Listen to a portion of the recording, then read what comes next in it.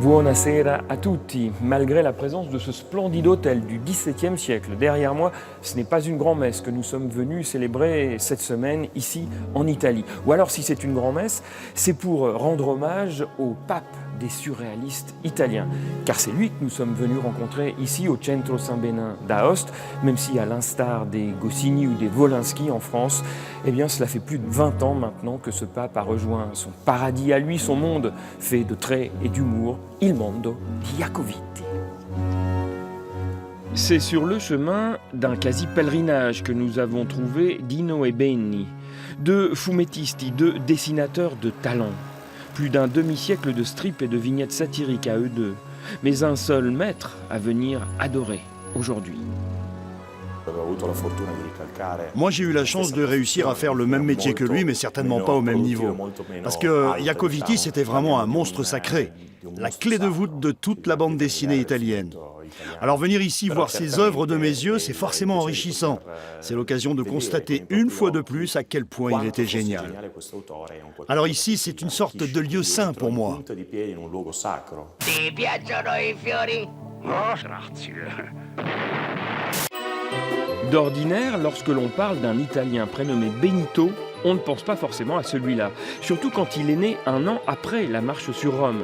Mais ce doit être le prénom qui veut cela. Il y a toujours des explosions à la clé avec Benito Jacoviti.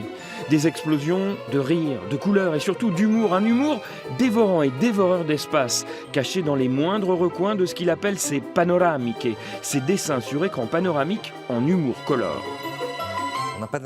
Un dessin panoramique de Jacoviti, c'est un dessin sur un thème unique où il dessine des centaines de personnages qui dialoguent autant de fois entre eux, car chaque personnage a au moins une réplique à dire.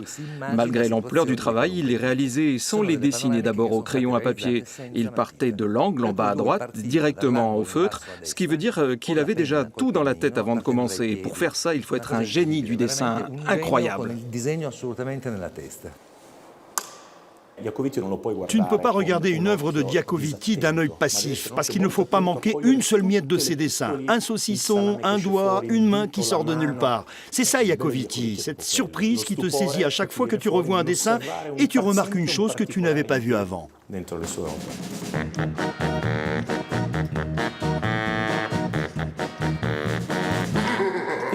Regardez un peu comment est organisée cette planche. Il y a des vignettes dans ce sens ou dans celui-là ou encore dans celui-là. Mais ce n'est pas impossible à lire pour le lecteur ? Non, c'est possible, il faut juste avoir le temps. Mais le truc, c'est que Jacoviti sait capter ton attention. Tu lis une vignette, puis une autre, et après tu te demandes mais qu'est-ce qu'il va encore inventer ? Et du coup, tu continues. Mi chiamano dottore, ma io sul biglietto da visita posso scrivere prof, punto, ma potrebbe dire profugo, profilattico, profeta. Prolifique aussi, à voir les centaines de personnages qu'il a créés, de Battista le fasciste ingénu à Pippo en passant par Cocobil ou Zori Kid pour la BD, la télé, la publicité, jusqu'en 1997, l'année de sa disparition, Jacoviti imagine et dessine 8 heures par jour, ce qui est devenu sa légende. Il a été l'un des premiers à casser les codes, à mettre ses personnages hors de la vignette par exemple. C'est un vrai dadaïste qui se livre au jeu des cadavres exquis, un vrai artiste en somme, qui a fait école. Si tous les dessinateurs italiens commencent par copier Jacoviti, c'est parce que l'écho de ce qu'il a fait ne disparaîtra pas de sitôt. Les dernières années de sa vie, il continuait à dire à tout le monde, à la famille, « Je suis Dieu ». Tiens, comment ça, mon père serait Dieu ? Et le voilà qui me demande, « Tu le connais, toi, Dieu ?» Bah non. Alors pourquoi ça ne serait pas moi ? Eh bien, c'est sur l'image de cet autre cow-boy qui tire plus vite que son ombre que nous allons nous quitter. Mais avant cela, bien sûr, c'est une habitude, notre zapping italo-suisse de la semaine.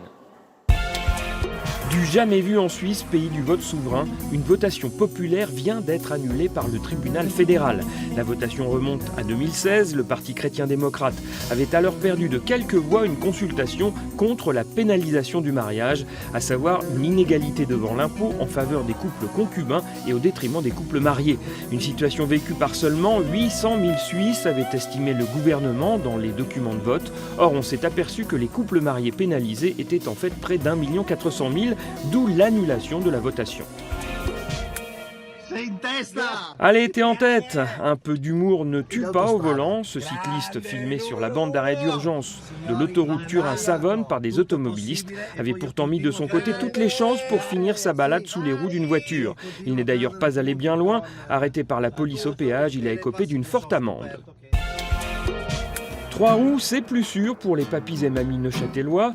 C'est un triporteur en libre service qui vient d'être mis sur route à Neuchâtel. Une idée venue du Danemark, où le système du triporteur pour seniors a été testé dès 2012.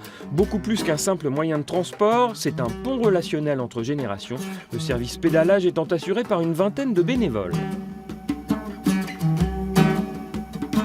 Voilà, vous pouvez ranger vos crayons et vos cartons à dessin. Alpexpress, c'est fini pour cette semaine. Ci vediamo sabato prossimo. Ciao ciao.